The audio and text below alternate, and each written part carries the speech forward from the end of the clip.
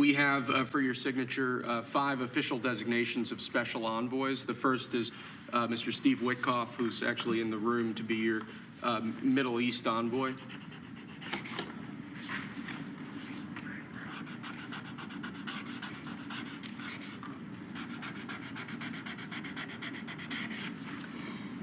Where is Steve?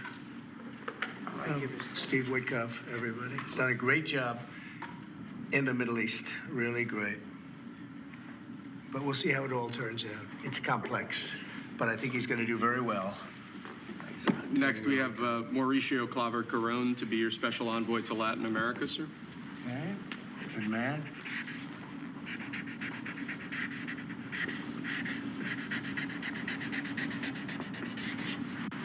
Okay. Thank you, sir. Next, we have retired General Keith Kellogg to be your special envoy on Russian-Ukraine issues. We've made a lot of progress on Russia, Ukraine. We'll see what happens, but a lot of progress has been made. We're going to stop that ridiculous war.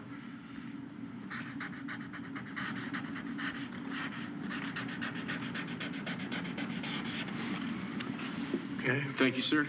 Next, we have designation of Rick Grinnell, to be your envoy for special missions. I sent him to California to turn on the water. We turned it on. It was not easy because we had to go through a lot of environmentalists that are causing a lot of problems. And we have billions of gallons of water. It was on 3 days ago. You probably saw. It should have gotten a lot of press, but it didn't get much.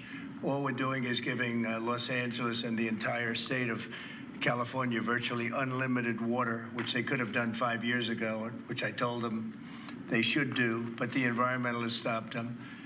And we opened it, and we did it regardless of the state. And now the state seems to be very happy. I spoke with Gavin Newsom, and he's very happy. I almost called him by the other name, my little nickname for him. But I think they're all happy. They have a lot of water in California. Too bad we didn't have it about 2 months ago, right? That was, by the way, that was a big move. We have, I don't know if you saw the pictures that were released of the water pouring down from the Pacific Northwest and Canada and lots of other places. And it's a pretty amazing sight. Mr. President, Rick Grinnell had a big Friday trip as well. He had a very big Friday trip. You're right. We'll talk about that. He's a good man, Rick. Lastly, sir, we have a designation of Mark Burnett as your special envoy to the United Kingdom. You know who Mark Burnett is? I figure he should be good. He's certainly done a great job. Friend of mine and very talented guy. We have very talented people working for us. I'll hold that one up because Mark gets so much television. We'll hold it up, right? He'll be thrilled to see it. He's going to do a good job. Thank you, sir. Next, your administration has smashed records for appointing large numbers of highly qualified, capable people at all levels of the federal government. These are 28 sub-cabinet level officials being appointed to a number of different departments and agencies. Some of them are quite important positions like departmental general counsels, but these are people who have been pre-vetted and have received your approval previously. Very good.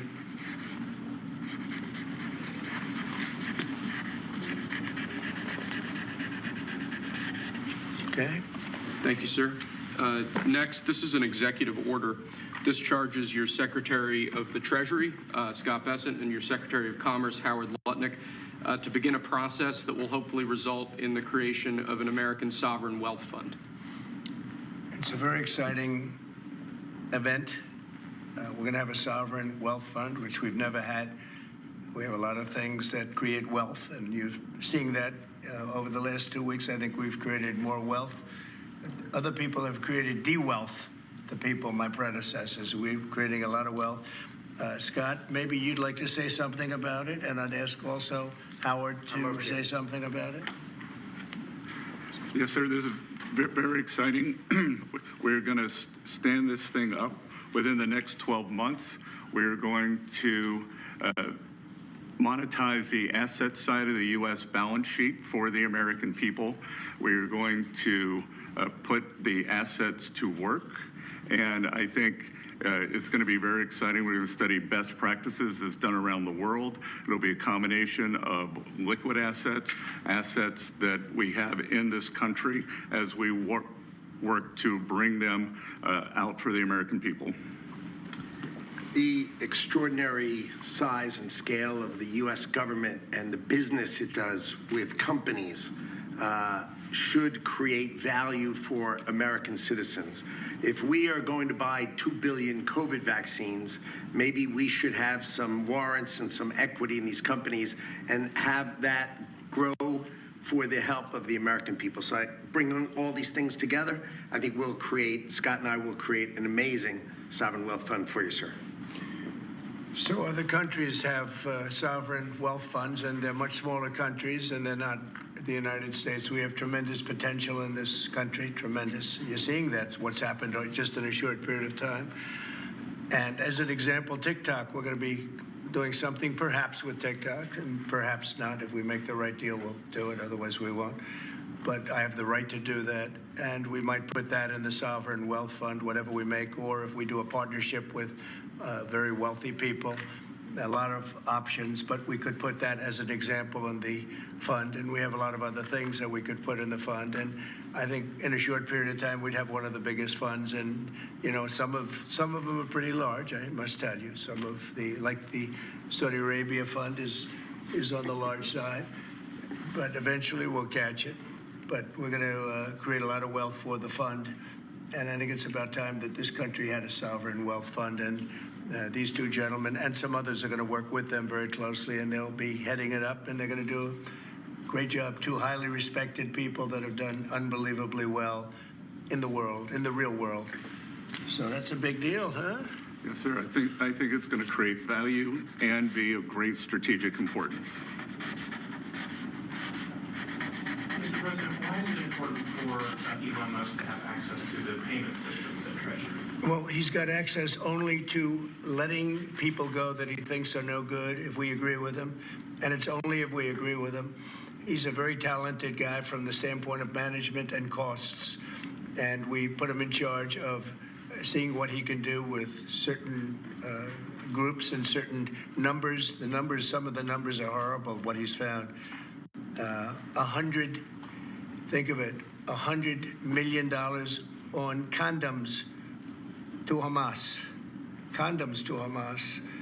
and many other things that are frankly even more ridiculous. And they're finding tremendous waste, really waste more than anything else, I think you could say. Probably fraud and abuse can be added to it, the more standard waste, fraud, and abuse. But they're finding tremendous amounts of really bad things, bad spending. You've been writing about some of it, frankly, and some of the things that they've been doing is just terrible. Elon can't do and won't do anything without our approval, and we'll give him the approval where appropriate. Where not appropriate, we won't. But he reports in, and it's something that he feels very strongly about, and I'm impressed because he's running, obviously, a big company. It has nothing to do, if there's a conflict, that we won't let him get near it. But he does have a good natural instinct. He's got a team of very talented people. We're trying to shrink government, and he can probably shrink it as well as anybody else, if not better. Where we think there's a conflict or there's a problem, we won't let him go near it. But he has some very good ideas, and we have a lot of very other talented people also. We're bringing in the most talented people in the world. By the way, we just unrelated, but we have two of the most talented people in the world, the legendary Rupert Murdoch and Larry Ellison. So they are two legends in business, publishing, and probably every other. Rupert is Larry pretty much in a class by himself, right? I mean, although you may have a couple of bucks more, I don't know, but Rupert is in a class by himself. He's an amazing guy, and Larry is Larry. Larry's one of the most serious players anywhere in the world. So it's an honor to have you. This has nothing to do with you people, but they're here, and I thought it would be appropriate.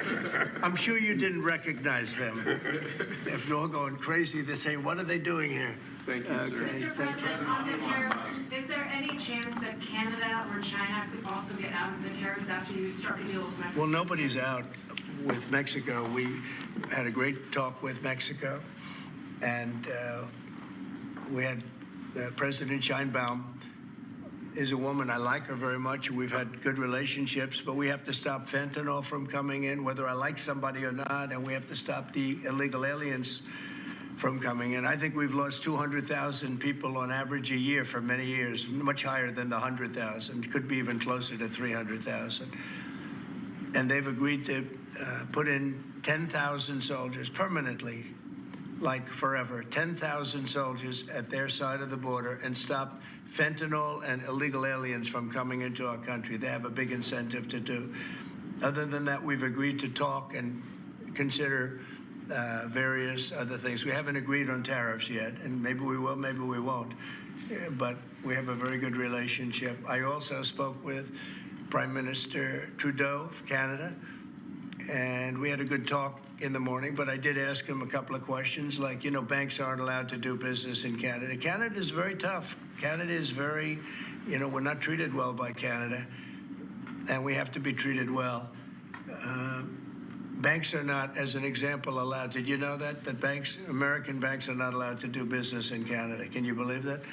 And that's one of many things, and we talked about it, and I think we'll win most of the subjects. But for some reason, a lot of things have been very unfair with Canada. I noticed that in the first term. You deal with people, and after a while, you begin to realize, like you learn that Larry Ellison's very tough to do business with, okay? He's a very tough guy. I mean, I'm sure you're shocked to hear that. But Canada is very tough. They're very, very tough to do business with, and we can't let them take advantage of the U.S. They don't take our agricultural product for the most part. They don't take our cars. They make cars, but they basically don't take our cars. And, we don't need, and look, I think we're going to have another good conversation today. We're actually speaking at 3 o'clock again. But we don't need them to make our cars. We don't need them to give us lumber. We don't need them for agricultural products because we have all the agriculture we need. They don't take our agricultural product for the most part, our milk and dairy, et cetera. A little bit they do, but not much. We take theirs. And as far as cars are concerned, they took in a big percentage, almost 19% of the market. And, I wouldn't mind making our cars in the United States. So we have a problem there. I'd like to make our cars in the U.S. We don't need Canada to make our cars. With that being said, we're going to have another call at 3 o'clock. We had a call this morning. It was a pretty good call, I'd say. So the call with Mexico went very well in the sense that they're very strong now on the border. They're going to put soldiers there. So, actually, they're best military soldiers, and they're going to be at the border, 10,000. That's a lot of soldiers. And they want to protect it also. They don't want people running through Mexico, coming through Mexico to come into our country. So they're going to do that. And then we're going to talk about other things over the next 30 days, we're going to have Scott, Howard, and Marco Rubio, Secretary of State, lead the delegation, and we're going to have a big negotiation with Mexico. I'll be involved too, and President Sheinbaum will be involved to see whether or not we can work something out on the tariffs. What about fentanyl? China will be speaking to China probably over the next 24 hours. On fentanyl and China, President Trump. We don't want fentanyl coming into our country. Now, we had another big thing, speaking of China. China's involved with the Panama Canal. They won't be for long, and that's the way it has to be. Marco just got back, as you know. He's in the process of coming back. I guess he's almost back by now. And he had a very long conversation with the leader of Panama, the respected man, and some others, the entire leadership group. And we're trying to work a deal on the Panama Canal. The Panama Canal was given foolishly years ago it shouldn't have been happened, years ago to Panama by Jimmy Carter and the group. We lost 38,000 people building the Panama Canal, like one of the great wonders of the world. It's the biggest job we've ever built, the biggest project we've ever built in this country, dollar-wise and every other way. 38,000 people died, Americans, all men, just about, laborers and construction people. They went to Panama. The mosquito got them. Between mosquito and snakes, we lost 38,000 people. It was the most expensive project ever built by the United States. The biggest, most expensive project we ever built 110 years ago. If you bring it up to now, it would have been the equivalent of $2 trillion. The most expensive we ever built, and we gave it away for $1, okay? We gave it away essentially for nothing. And we either want it back or we're going to get something very strong, or we're going to take it back. And China will be dealt with.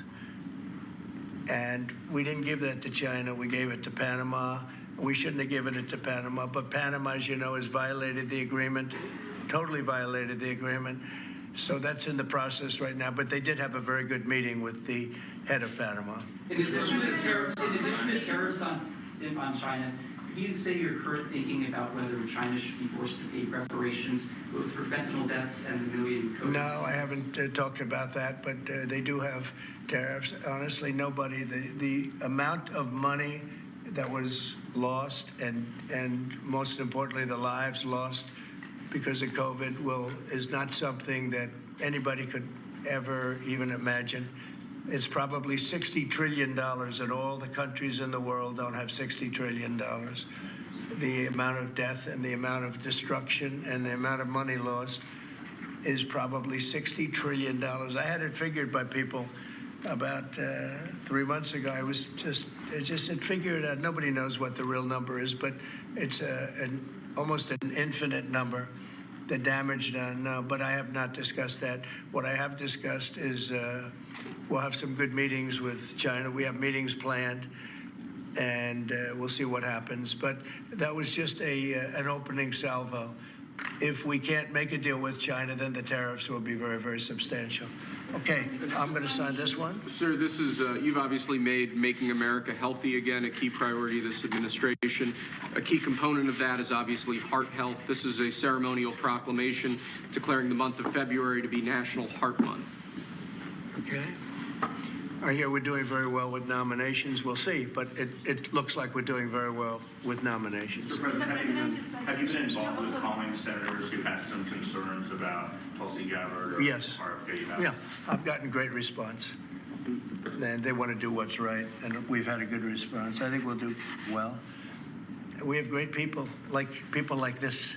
We have great people coming in. I'd like to say the best ever recruited for government. I think we have the finest people ever recruited for government.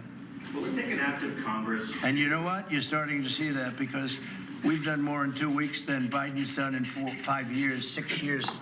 They could be here between him and Obama. You add it up, okay? We've done more in 2 weeks than they've done in 12 years. Will it take an active Congress to do away with USAID, or do you believe you have? I don't know. I don't think so. No, we've not when it comes to fraud. If there's fraud, these people are lunatics. And if it comes to fraud, you wouldn't have an active Congress. And I'm not sure that you would anyway. But we just want to do the right thing. It's something that should have been done a long time ago. It went crazy during the Biden administration. They went totally crazy, what they were doing. And the money they were giving to people that shouldn't be getting it, and to agencies and others that shouldn't be getting it, was a shame. So they're tremendous fraud. But we'll be doing a report. We'll be giving you that report at the appropriate time. Yeah. In the first term, though, USAID was something that you liked in some respects. I love the concept of it. Yeah, program. Sure. I love the concept, but they turn out to be radical left lunatics. And the concept of it is good, but it's all about the people. Mr. President, you said you also want to impose tariffs on the EU. What kind of tariffs are you thinking about? Well, we have massive deficits with the European Union, massive, like $350 billion, if you can believe it. They don't take our farm product. They don't take our cars. They don't take almost anything, but we take their cars. We have millions of cars coming in, BMW and Mercedes-Benz and Volkswagen and just so many different cars, and we don't do anything about that. And we don't charge them tariffs. They make it impossible to sell cars in the European Union. They make it very difficult, agricultural product. They actually don't take it, and they have a lot of excuses. Some of them are the pesticides and the different chemicals used, and Bobby Kennedy actually is looking at that very, very seriously, because maybe it's not necessary to use all of that. You know, we want to be the healthiest country, and we're not. We spend more money on food than anybody else in terms of its creation, but we're not the healthiest country. So maybe there is something to the fact that we shouldn't be using so much chemical, and maybe that'll stop. But Bobby Kennedy is the one, because he is not a believer in all of the things we have done, and neither are the Europeans. So we'll see what happens. But they use it as an excuse not to buy our product. And I asked a couple of the leaders, I don't want to use names, but how many Chevrolets or Fords do you see in the middle of Munich? And the answer is none, because they don't take any cars. They don't take anything. So the European has abused the United States for years, and they can't do that. And they want to make a deal. Let me tell you, in all cases, they all want to make deals. There's nobody that doesn't want to make deals. They've been abusers, and they want to make deals. So we'll see about that. But we'll have, I think, some very fair. All we want is a fair deal. And, you know, there's a word, reciprocal. I'd go right now, reciprocal tariffs on everybody, because many of the countries that you feel so horrible about, the way they're being treated by Trump, you're saying, oh, President Trump is so terrible to them. Well, they charge us tariffs. European Union has a VAT tax, which is through the roof, okay? It's a similar thing, similar to a tariff. It's a VAT. And they have it, and it's numbers like you wouldn't believe. And Canada, I told you about the banks, and I told you they charge us. And people don't say that. They don't like to say it. Just like they don't like to say that I opened up the water for California. It's a great thing. It's too bad they didn't do it themselves. I had to do it, and it was not easy. We did it a very rough way, and I didn't like to do it a rough way. We shouldn't have to do it a rough way. But a lot of these countries that we're talking about, you know, they're so-called allies, but they don't treat us well. And just like I got $420 billion, and now it's actually over $600 billion. The Secretary General of NATO came in 2 weeks ago, and he said it was a miracle when Trump came in, when President Trump came into NATO. He said it was $636 billion by saying to them, no, you have to pay. And if you don't pay, we're not going to be there for you. You know, somebody has to say it, and they paid. And it was a large amount of money. And one of the problems we have with the Russia-Ukraine situation is that we wanted to see some equalization, because we're in for close to $300 billion, and they're in for $200 billion less. Why are they in for less? Because Biden never asked them for money. He never said, you got to pay. He never did. All he did is hand out money. So we're talking with them right now, and we're actually working some deals right now. So we have some guarantees and some other things to keep that whole situation to go, really going. I mean, going. We're telling Ukraine they have very valuable rare earth. We want what we put up to go in terms of a guarantee. We want a guarantee. We're handing them money hand over fist. We're giving them equipment. European is not keeping up with us. They should equalize. And look, we have an ocean in between. They don't. It's more important for them than it is for us. But they're way below us in terms of money. And they should be paying at least equal. They should really be paying much more than us. But let's say equal to us.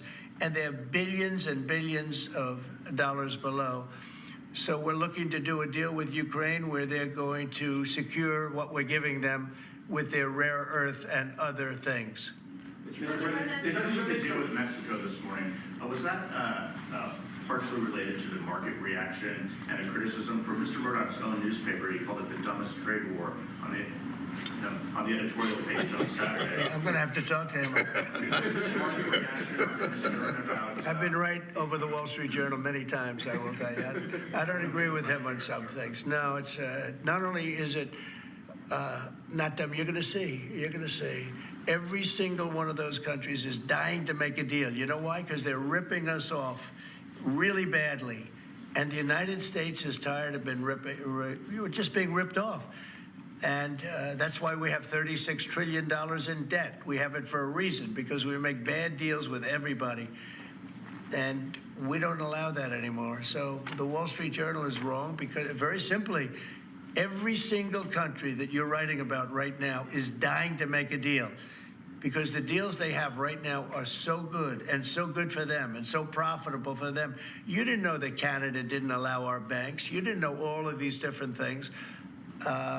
And I think in the end, you're going to see that either very, very substantial tariffs are going to be paid by them, or they're going to make some kind of a deal. Sorry, did you blink this morning, or did Mexican President Sheinbaum? Did what? Did you blink this morning? There was no blinking. No, she's a wonderful woman, but she did agree to 10,000 soldiers on the border. I would say that's a lot. Would you say that's pretty good? 10,000 soldiers on the border? Sir, And the 10,000 soldiers are going to keep illegal aliens out, and they're going to keep them out, seriously out, and otherwise they're going to have a big penalty. Mexico's going to be penalized. They're not going to come through Mexico anymore, and they're not going to let the fentanyl come in from China. And China hopefully is going to stop sending us fentanyl.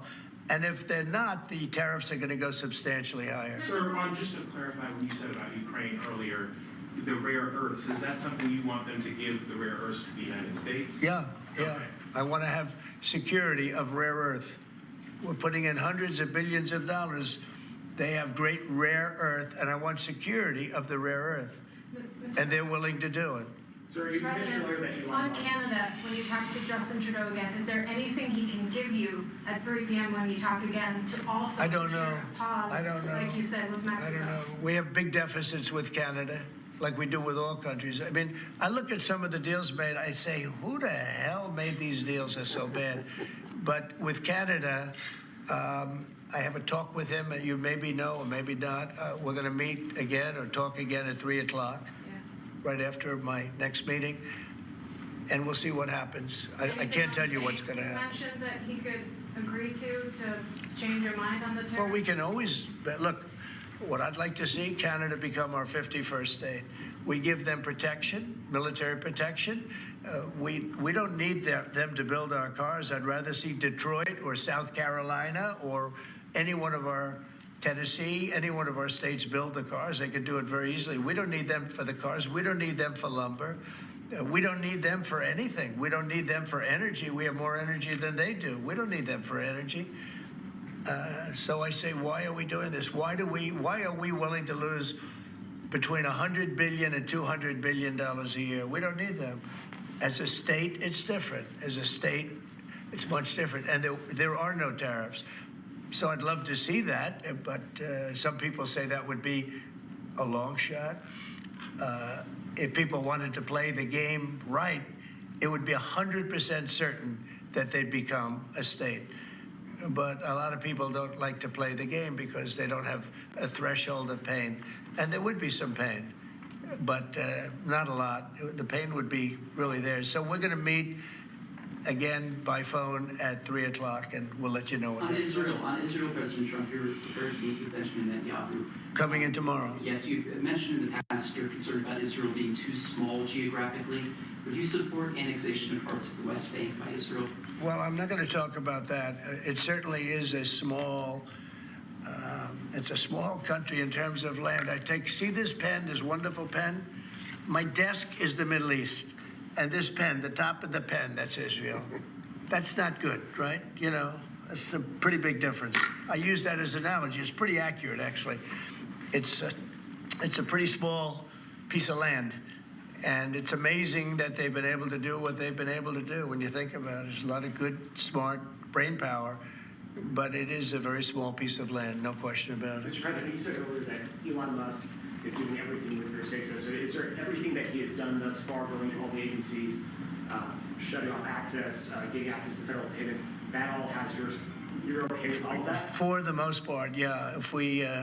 If there was something that didn't have my okay, I'd let you know about it really fast. And you said that there's some areas where you wouldn't let him work because he has conflicts of interest. If there was no, I haven't seen that. and he would know not to do it. So we haven't had that yet. But if there was a conflict, we would let him work in that area. Earlier you said with regard to Panama that they were going to make a deal where the U.S. was going to take it. How long do they have to make that sort of deal, and are you still leaving on the table? We're going to meet with Panama on Friday at about 3:30 in the afternoon by phone, and maybe there'll be some representatives that, here or there. But we're going to be talking to Panama on Friday, essentially. And they've agreed to certain things, but I'm not happy with it. On the Middle East, Mr. President, if I may, do you still have doubts that the ceasefire will hold? On what? On the Middle East, do you think the ceasefire will hold? I have no assurances that it'll hold. I mean, I've seen people brutalized. Nobody's ever seen anything like it. No, I have no guarantees that the peace is going to hold. Steve, you might want to say something about that. Steve Woodcock? It's holding so far. So, and we're certainly hopeful, and that's the president's direction. To get the hostages out, save lives, and come to hopefully a peaceful settlement of it all. So far it's holding. Mr. President, on a different topic, questionnaires have been going out to FBI agents across the country who were involved potentially in the investigation. Do you believe anyone involved at any level should be fired, sir? Well, I think the FBI was a very corrupt institution, and I'm a victim of it in a true sense. I was able to beat it, but other people have been treated horribly. I think the FBI had a great reputation. I think its reputation was really damaged badly, as is DOJ. Look at what they've done in terms of weaponization. Look at what they've done to a political opponent. Probably got me elected by what they did, or I think I was doing well anyway, but they might have got me elected. But you know what? We have to have pristine, beautiful, perfect law enforcement. And what we want to do, and Cash is the one to do it. He's the one guy that is going to do it. We have to bring the reputation of the FBI. We have to bring the fact of the FBI back to what it could be. Not even to what it was, even better than it ever was. Because who would have thought that the FBI could have been corrupted like they were corrupted? Who would have thought that would have happened? Who would have thought they would have been used to go after, political opponents, essentially, but me being the number one, and so many other things beyond that. And they've been hurt very badly, and we'll see what happens. But Cash is the one to do it, and I hear he's doing very well. Cash will straighten it out. We have great confidence that we can make the FBI great again. Okay, one or two more and we'll be done. Tulsi Gabbard's nomination is... Say it? Tulsi Gabbard. Yeah, I think Tulsi's going to be doing okay. I'm not sure. I can't guarantee anything, but she's liked by so many people, especially people in the military and law enforcement. She has a little bit of trouble with some senators over her thoughts on Edward Snowden. I know Snowden, you've mentioned in the past you're thinking about pardoning him. Are you still, and what do you think about that? No, I don't talk about it right now. I just, people feel very differently. Some people think he should be pardoned, and some people think it would be a terrible thing to do, but I don't get involved in that. Mr. President, what are you discussing with Mr. Murdoch and Mr. Ellison? Just respect. I have great respect for Rupert Murdoch. I disagree with him a lot of times with the Wall Street Journal, but that's all right. We've disagreed before, and I'm sure they didn't have any idea what they were talking about, because already you see what's happening. Look at Colombia. Look at what happened with that. Everybody said that with Colombia it was going to be a disaster. In one hour, everything was settled. You know why? Tariffs. Without tariffs, they wouldn't have been the same way. They would not have treated me the way they treated me, which was extremely nicely. And I don't want to use countries. I don't want to use names, but tariffs are very powerful, both economically and in getting everything else you want. Tariffs for us, nobody can compete with us